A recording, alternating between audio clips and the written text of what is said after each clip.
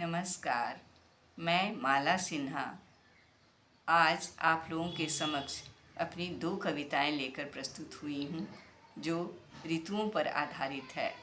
पहली कविता का शीर्षक है वसंत ऋतु, जो शब्दों की सरिता तूफ़ानी जज्बात पर प्रकाशित हुई है, और दूसरी कविता है वर्षा ऋतु, जो कि युगानुग मीडिया पर प्रकाशित हुई है तथा इसे एक पुस्तिका बाल कविता संग्रह में भी स्थान मिला है। तो अब देर न करते हुए मैं आपको अपनी पहली कविता वसंत ऋतु सुनाती हूँ।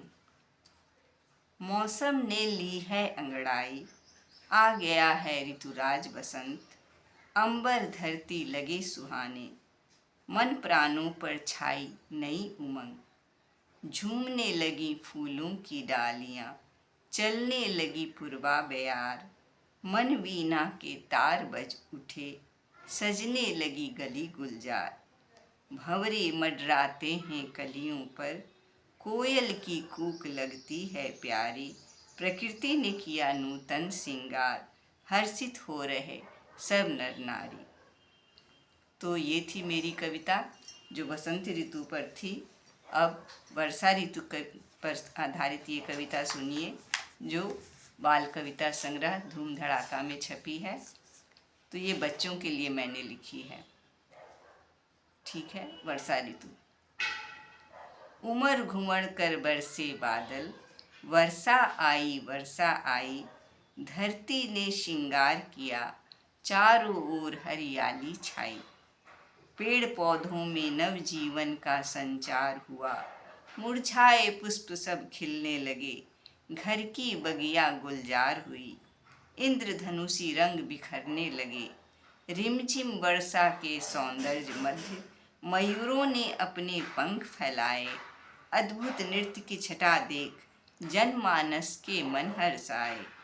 चुन्नू मुन्नू घर से निकले, वर्षा में फिर खूब नहाया।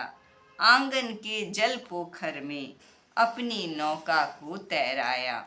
मुन्ने को भीगा देख माँ ने जमकर फटकार लगाई। गरम दूध उसे पिलाया, गोद में लिया दुलार लगाई।